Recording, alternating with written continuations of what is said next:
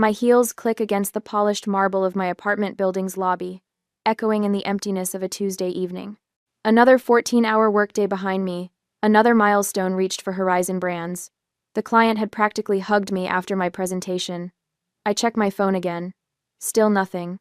The elevator doors slide open with a soft chime, and I step inside, watching my reflection in the mirrored walls. Quinn Edwards, 32 years old today, senior PR executive, wearing exhaustion like an expensive perfume. My green eyes look back at me, searching for something worth celebrating. The number on my screen doesn't change. 0 messages, 0 calls. I tell myself it doesn't matter. I'm a grown woman who handles multi-million-dollar accounts.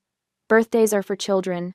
But when I unlock my apartment door, the small cake I'd bought myself that morning sits accusingly on my coffee table. A single candle stands unlit in its center, a pathetic little soldier awaiting orders that won't come. Happy birthday to me, I whisper to no one. I drop my leather briefcase by the sofa and kick off my heels, sinking onto the cushions. My apartment feels hollow tonight, despite the careful decorating I'd done to make it feel like home. The clock on my wall ticks steadily toward midnight, counting down the final minutes of my birthday. My phone remains stubbornly silent.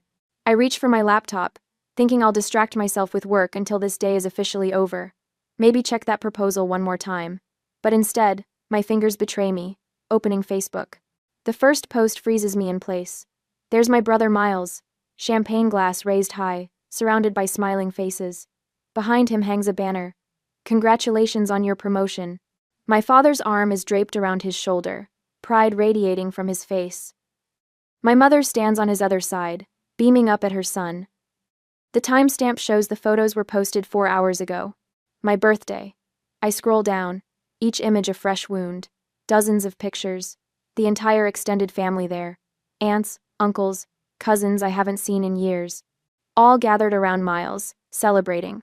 The comments swim before my eyes. So proud of our superstar, my father wrote. The Edwards family legacy continues, my mother added. My hand trembles as I set the laptop down. They didn't forget my birthday. They chose to celebrate something else instead. Again. The memory surfaces without invitation. Sitting alone at the restaurant table, 11 years old, a single birthday candle melting into my cake as I waited for my family to return from Miles's debate competition.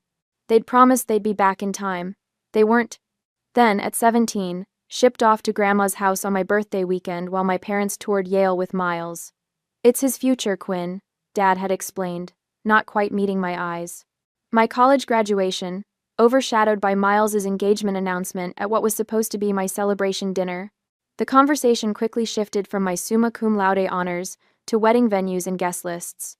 Just last month, my father dismissed the Horizon campaign that increased client revenue by 41%. It's just advertising, Quinn, he'd said, glancing at his watch. Not like Miles's work in finance. That's the real impact. I pick up my phone and scroll through my contacts. Family names blur together. People who've never once called to ask about my accomplishments, my struggles, my life. An email notification pops up on my screen. I open it mechanically, then blink at the message. My performance bonus for the Horizon campaign, $82,000. My phone rings, startling me. My mother's name appears on the screen. For one foolish moment, hope flutters in my chest. Hello? I answer, hating the eagerness in my voice. Quinn, darling. My mother's voice bubbles through the speaker. I'm so glad I caught you. Listen, we're planning a little something for Miles and Jessica's anniversary next month, and I was hoping you could help out. Nothing major, just handling the catering and maybe the decorations. You're so good at that sort of thing. The clock strikes midnight. My birthday is officially over. Mom, I say, my voice shaking.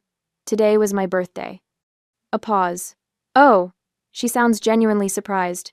Oh, honey, with Miles's big promotion, it just slipped our mind. Slipped their mind. Like always, I stare at the email still open on my laptop. $82,000. More money than I've ever had at once. Something shifts inside me, like tectonic plates sliding into a new formation. My voice steadies. Don't worry about it, Mom, I say, the words coming from somewhere new and unfamiliar. I understand what's important to this family. And for the first time in my life, I truly do. 4 days later at work, my fingertips hover over the keyboard, frozen in disbelief. The group chat that I am not part of, but thanks to Mom's accidental invitation, I entered it. Threads sprawled across my screen like a crime scene, each message more damning than the last. Quinn should contribute significantly to Miles's anniversary gift, my father wrote. At least $20,000. My mother's reply appears below. She just got that bonus. Time she supports the family for once. And there it is. My name, spelled Quinn, in the family thread. 1, instead of 2. My own mother can't even spell my name correctly. I lean back in my office chair, the leather creaking beneath me. The Chicago skyline stretches beyond my window, buildings glittering in the afternoon sunday. Inside Horizon PR's glass-walled conference room, I'm supposed to be preparing for tomorrow's client meeting. Instead, I'm discovering just how little I matter to the people who should care most. My phone vibrates. Jennifer pokes her head through my doorway, her dark curls bouncing as she enters. "Your brother's online too," she says, then narrows her eyes at my expression. "Everything okay?" "Miles used our contacts at Regen Tech," I say, turning my laptop toward her. "Pulled their marketing director into a meeting for his investment firm, without asking me." Jennifer scans the emails, her frown deepening. "This is the third time he's done this. And your dad thinks you should give him 20 grand for an anniversary party?" She lets out a low whistle. "That's messed up, Quinn." "Apparently it's time I support the family for once," I say, the words bitter on my tongue. "What exactly have they done for you lately?" Jennifer asks, perching on the edge of my desk. Her bluntness is why we've been friends since orientation day 5 years ago. The question hangs in the air as my office phone continues blinking. Miles, waiting for me to pick up. Probably wants another contact, another favor. "Your bonus was well earned," Jennifer continues. "Lawrence wouldn't have approved it otherwise." As if summoned, my boss appears in the doorway. Lawrence Chen, CEO of Horizon PR, immaculate in his charcoal suit despite the late hour. "Quinn, the Westfield campaign numbers just came in," he says, sliding a folder across my desk. 41% increase in their quarterly revenue. The board is ecstatic. His smile reaches his eyes. "This is why I fought for your bonus. You've earned every penny." After he leaves, Jennifer squeezes my shoulder. "See? At least someone appreciates you." I finally answer Miles's call, keeping my voice professional despite the anger simmering beneath my skin. He needs Regen Tech's chief marketing officer at his dinner tomorrow. Important potential client. Family helping family. "I'll see what I can do," I say, non-committal. That evening, I stop at Mrs. Bennett's apartment on the 3rd floor. She opens the door with a warm smile that crinkles the corners of her eyes, the scent of freshly baked cookies wafting from her kitchen. "Right on time," she says, ushering me inside. At 84, Mrs. Bennett moves with the determination of someone half her age. These oatmeal cookies won't eat themselves. We sat at her small kitchen table, the checkered tablecloth soft beneath my fingers. For 3 years, Tuesday evenings have been our ritual. Me bringing takeout, her providing dessert. The family I've chosen rather than the one I was born into. "You look troubled," she observes, pushing the cookie plate closer. I tell her about the emails, about Miles using my contacts, about the $20,000 they expect me to contribute. And they spelled my name wrong. I finish, hearing the childish hurt in my voice. Mrs. Bennett's hand covers mine. Some parents never see their children clearly, too busy looking at their own reflection. Her words follow me home, lingering as I change for the family dinner I've been dreading for days. My apartment feels like a sanctuary now, away from what awaits me at my parents' house. On Saturday evening, the Edwards family mansion looms over Lakeshore Drive, 3 stories of stone and privilege. Inside, my mother, Claudia, fusses with flower arrangements while my father, Richard, pours himself a scotch. Miles and his wife, Jessica, sit on the leather sofa, looking like a country club advertisement. Dinner progresses with the usual choreography. My father dominates the conversation, detailing Miles's recent promotion. My mother interjects with the perfect anecdote. I push salmon around my plate, waiting for the inevitable. "It comes with dessert. Quinn," my father says, setting down his coffee cup with authoritative precision. "We need to discuss your contribution to Miles and Jessica's anniversary celebration." The room seems to contract. All eyes turn to me. 20,000 would cover the venue and catering, he continues. As the only family member with a recent windfall, it seems appropriate. My mother nods, her pearl earrings catching the light. Family supports family, darling. The words trigger something in me. Family supports family. When had they supported me? I can't, I say quietly. My father frowns, not processing my refusal. I beg your pardon? I can't contribute $20,000. My voice steadies. That's a quarter of my bonus. I have other plans for it. Silence descends, thick and unfamiliar. No one in this room is accustomed to hearing no from Quinn Edwards. What other plans could possibly take precedence over your brother's celebration? My father's voice drops dangerously. My future, I answer simply. My mother's face crumples. After all we've done for you, she whispers, tears gathering. The performance is flawless, designed to maximize guilt. What exactly have you done for me? The question slips out before I can stop it. My father rises, towering over the table. I will not tolerate ingratitude in this house. Your brother is the real achiever in this family. The least you can do is support his success. His words strike with precision, finding the bruise he's been pressing my entire life. I stand, legs unsteady beneath me. I need to go, I say, gathering my purse. My mother reaches for my arm. Quinn, please, don't make a scene. But for once, I don't retreat into silence. I don't smooth things over. I walk out the front door, guilt trailing behind me like a shadow. But something else too. Resolution. For the first time in 32 years, I've refused to fade into the background of my brother's life. It feels terrifying. It feels right. In my car, hands still trembling on the steering wheel, I make a promise to myself. This is just the beginning. A week later, Mother calls every morning at precisely 7:15. I've started leaving my phone in the bathroom while I make coffee. Quinn, sweetie, this rebellious phase needs to end. Her voice echoes from the speaker as I apply mascara. Your father hasn't slept properly since that dinner. I watch myself in the mirror, cataloging the familiar tightness around my mouth. Mom, I'm not rebellious. I'm 32. Then why are you breaking our hearts, after everything we've sacrificed for you? The mascara wand freezes midair. What exactly have you sacrificed for me? She gasps, genuinely shocked. How can you ask that? We gave you everything. I have a meeting. I need to go. I hang up before she can respond. By afternoon, my father strides through the glass doors of Horizon Brands, his tailored suit and commanding presence turning heads. Jennifer catches my eye across the conference room, mouthing code red before disappearing. I intercept him near reception. Dad, this is my workplace. Then you should conduct yourself like a professional. His voice carries, drawing attention from nearby cubicles. Professionals honor their family obligations. Lower your voice. I guide him toward an empty meeting room, acutely aware of curious glances. What do you want? Your mother hasn't stopped crying. Is that what you wanted? To punish us because we missed one birthday? The dismissal ignites something molten inside me. Try 20 years of birthdays, graduations, and achievements. You always exaggerate. He checks his watch. The point is, Miles deserves our support. 20,000 from your bonus is more than fair. My phone buzzes with an emergency alert from our biggest client.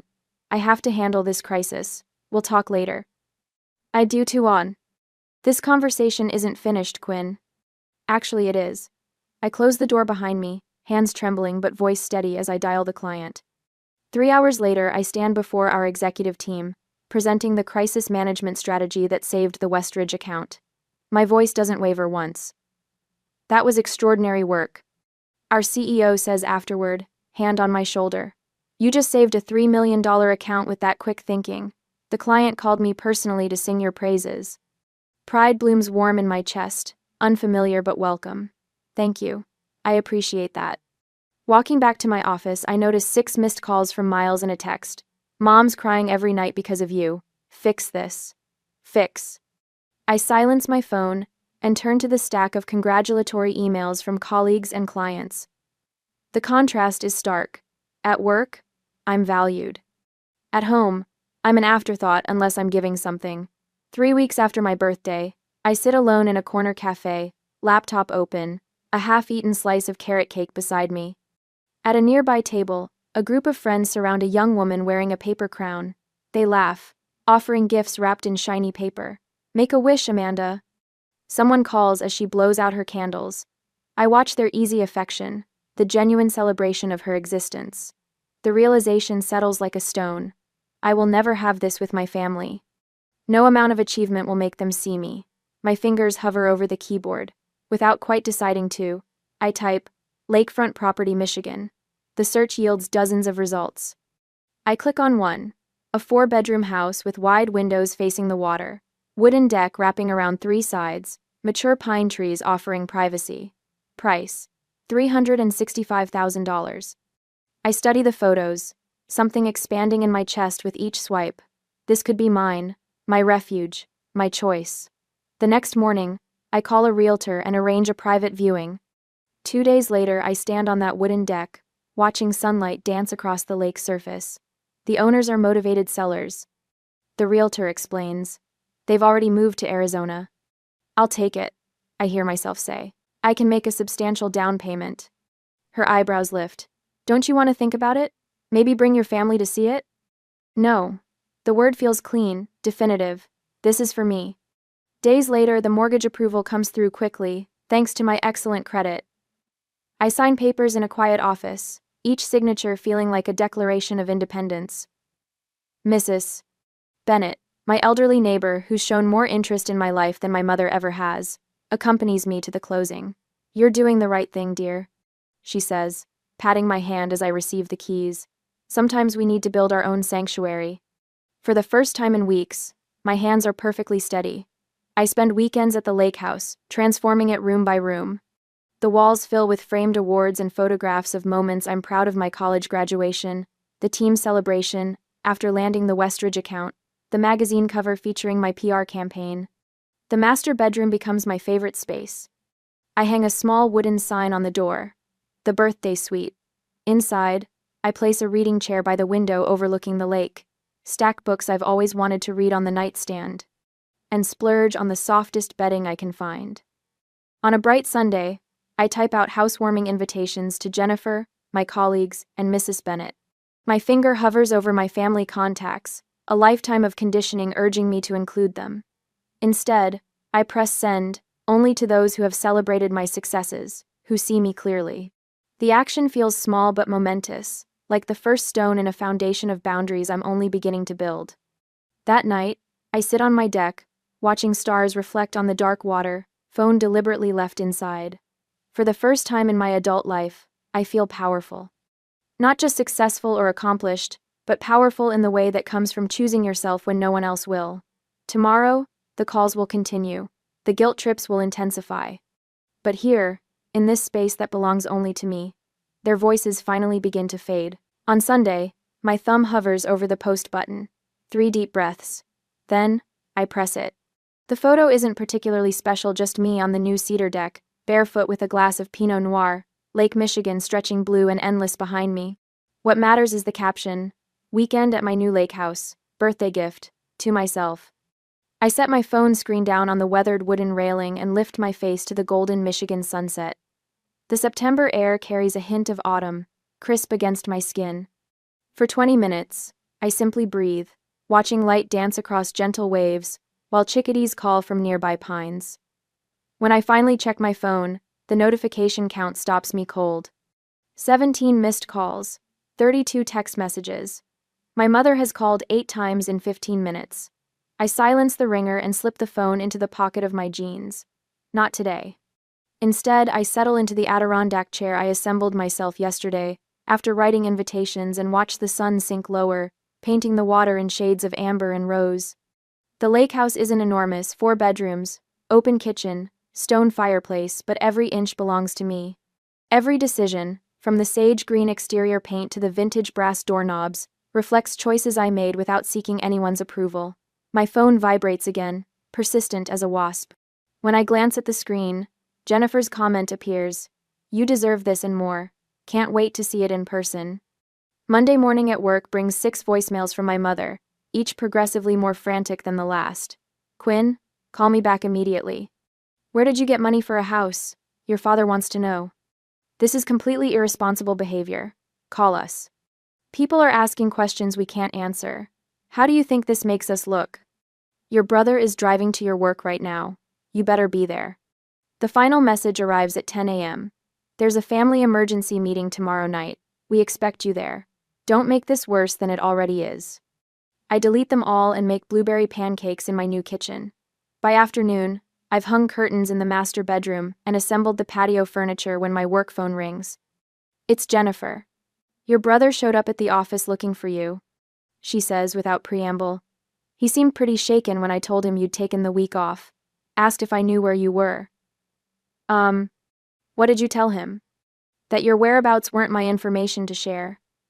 Then he got that Edwards family look, you know, the one like I was the unreasonable one for respecting your privacy. I laugh, surprising myself with the sound. Thank you. Don't thank me yet. He cornered Devin from accounting, who mentioned something about Michigan. So heads up, they might figure it out. I gaze out at my lakefront property, where autumn leaves drift across fresh-cut grass. Let them. Saturday brings my improvised housewarming. Colleagues from the agency arrive with practical gifts and genuine smiles. My boss Greg brings an expensive bottle of Cabernet with a handwritten note, to celebrating yourself. We toast on the deck while watching boats drift by. Mrs. Bennett arrives last, her silver hair swept into an elegant bun. She carries a quilt made from fabric scraps in shades of blue and green.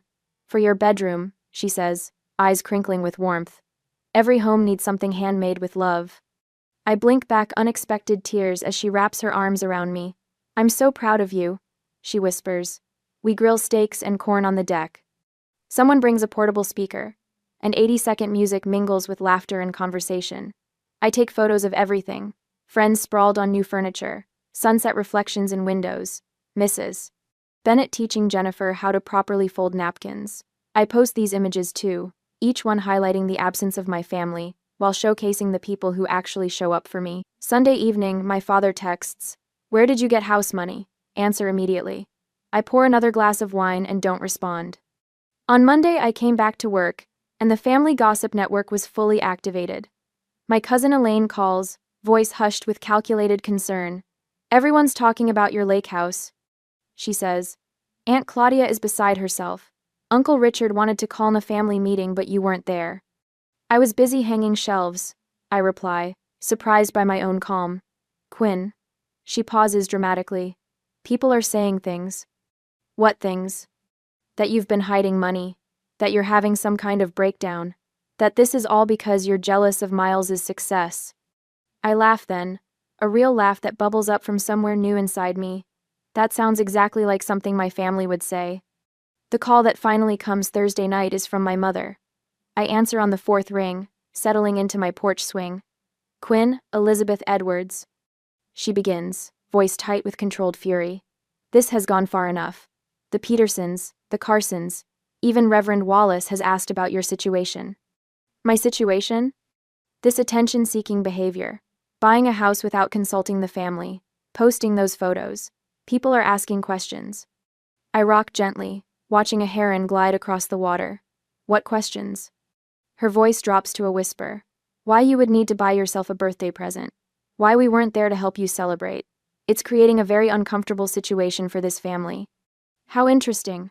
I keep my voice light. It's almost like actions have consequences. "We need to fix this." Her voice hardens with purpose. "I'm organizing a family dinner Sunday night. Your father and I will explain that this was all a misunderstanding. That we've always supported you." The old Quinn would have agreed immediately, desperate to smooth things over. But that Quinn doesn't live here anymore. "I'm available Tuesday next week," I say instead. 7 o'clock, and I'll bring the photo albums. "What photo albums?" I smile into the phone. The ones I've been keeping since I was 11 years old, documenting everything. Documenting.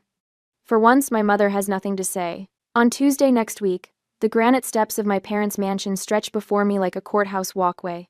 I grip the 3 photo albums tighter against my chest, my knuckles whitening around their edges. The evening sun casts long shadows across the manicured lawn, shadows that seem to reach for me, trying to pull me back into old patterns. I ring the doorbell instead of using my key. Tonight, I'm not family.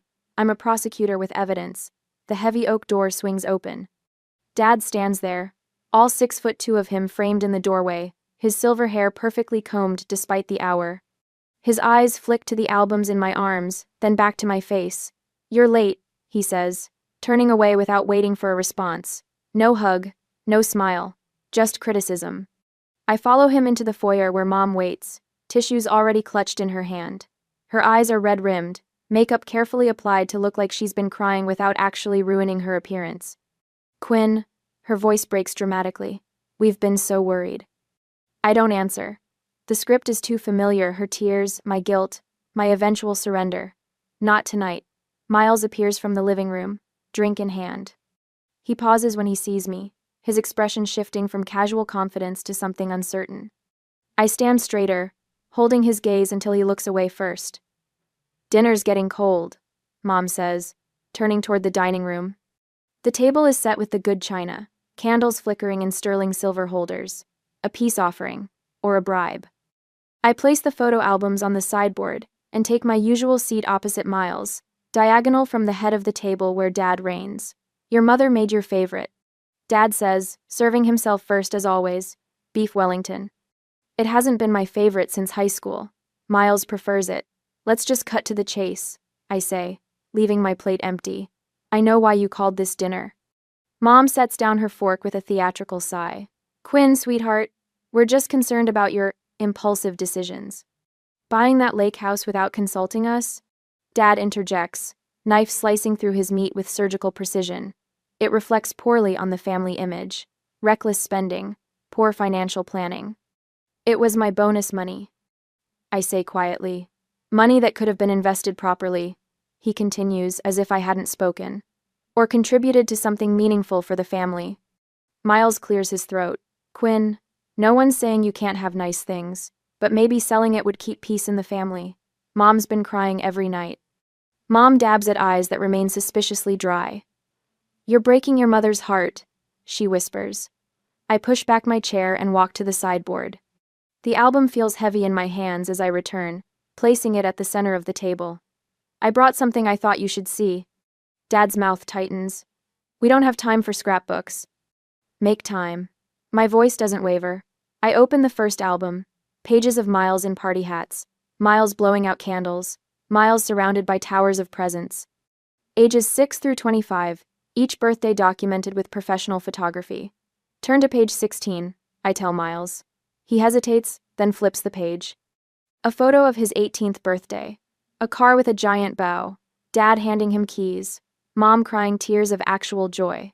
I slide the second album forward. "This one's mine." Mom reaches for it first. Her fingers tremble slightly as she opens it. Empty pages stare back at her. A few scattered photos, me alone with store-bought cupcakes. One of Mrs. Bennett hugging me on my 30th. Nothing else. There was nothing to put in it, I explain. "On my 21st birthday, you were at Miles's engagement party. Remember?" Miles flinches. I open the third album without waiting for a response. Family vacations, Disney World, the Grand Canyon. European tours. "I'm not in these because I wasn't there," I say. "I was left with Grandma, or at summer camp, or told there wasn't enough money for everyone to go." Dad stands abruptly, chair scraping against hardwood. "What's the point of this melodrama, Quinn? You've always been the difficult one." The point is evidence. Next comes a spreadsheet, printed and highlighted.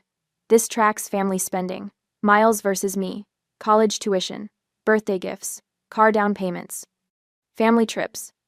The numbers tell their own story. Thousands for Miles, hundreds for me. "And this," I say, pulling out a worn diary page, "is from when I was 9. I read aloud, "Maybe next year they'll remember my birthday without Grandma calling to remind them." Finally, I produce a photograph. Christmas dinner, 3 years ago. An empty chair at the table, a place setting with my name on a card. I was in Chicago, working. You knew I couldn't come, but you set a place anyway, took this picture, and sent it to me with, "We missed you." You wanted me to feel guilty for not being there. But I was the only one who noticed something. I point to the chair. "Look closer." Mom takes the photo, squinting. "That's not my usual chair," I say quietly. "That's where guests sit. Even when you're pretending I belong, I'm still an outsider." The silence stretches between us, taut as a wire. Dad's face darkens to crimson. "What do you want from us, Quinn? An apology? Fine. We favored Miles. He was always the priority. He's carrying on the Edwards name, the Edwards legacy. Mom crumples, real tears now. We didn't mean to. It just happened. And then it became a pattern, and I was easier to ignore. I finish for her. Miles hasn't spoken. He's staring at a photo I deliberately placed at the edge of the table. Him at 8, surrounded by presents. Me at 6, watching from the background, mouth tight in a smile that doesn't reach my eyes. I stand, gathering my evidence except for the albums. Those I leave behind. I don't need your approval anymore. I say, voice clear and steady. I don't need your love or your attention or your validation. I waited 32 years for you to see me. I'm done waiting. I turn toward the door, shoulders straight, steps unhurried. Behind me, Miles calls my name. Mom sobs. Dad remains silent. I pause at the threshold, not looking back. The albums are yours to keep. Consider them a gift. The door closes behind me with a quiet click that echoes like thunder. A year later, on my birthday, the morning sun paints gold across my lake house deck as I arrange a tray of fresh fruit beside a champagne bucket. 33 candles waited on the cake. Jennifer insisted on bringing one for each year, plus one for luck. Need any help? Mark from marketing calls from the sliding door, balancing a platter of pastries. Just set those anywhere. I smooth my red sundress and check my watch. Everyone should be here within the hour. A year makes quite the difference. Last birthday, I sat alone in my apartment with a store-bought cake. Today, my deck bustles with colleagues and new friends, all here to celebrate me. My phone buzzes with congratulatory texts about my promotion to senior director. The timing feels poetic, announced yesterday, celebrated today. The lake sparkles beyond the railing, reflecting the sky that matches my mood. Dr. Levine, my therapist, would call this progress. Our weekly sessions have helped me understand the family dynamics that shaped me. Generational patterns, she calls them. Breaking them takes courage. Courage looks like spending Thanksgiving at a resort in Vermont instead of my parents' house. Like muting group texts when they turn manipulative. Like building my own traditions from scratch. Quinn! Jennifer raises her mimosa glass. To the birthday girl who taught us all how to choose ourselves. Glasses clink. Laughter ripples. I absorb the warmth of genuine connection, so different from the hollow performance of family gatherings. A car door slams out front.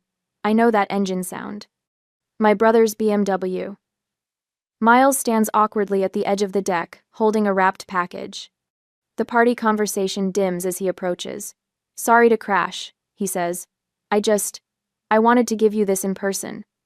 We haven't spoken since the photo album confrontation. Since he watched his perfect family narrative crumble under the weight of evidence.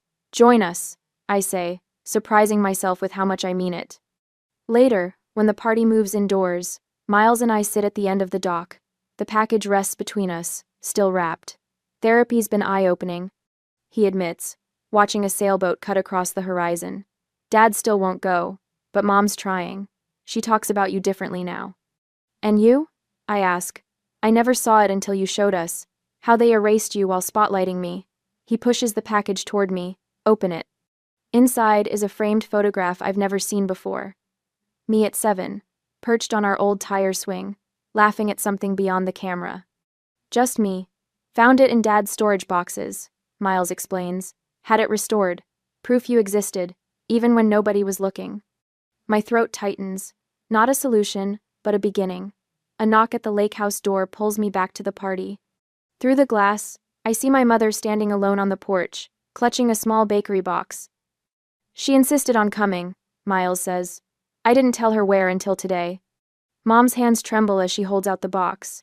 Inside sits a cupcake with a single candle. Happy birthday, Quinn, she whispers, her rehearsed smile faltering into something more genuine. I brought carrot cake. You always liked that, didn't you? I did, she remembered. The party's winding down, I say, stepping aside. You can stay for cake if you'd like. Her relief is palpable. Small steps. After everyone leaves, I walk back to the dock as twilight settles over the lake. Last year, I spent my birthday staring at an empty inbox in a sterile cafe. Tonight, I'm surrounded by gifts chosen with care, echoes of laughter, and the beginnings of boundaries that protect without isolating. My phone chimes with a text from Mrs. Bennett. Did you enjoy your day, dear? I smile as I type my reply. For the first time, I truly celebrated myself. The lake house windows glow behind me, light reflecting on the gentle waves. I raise my glass to my silhouette against the sunset, toasting the woman who finally learned that validation begins within. What gift have you given yourself that changed everything?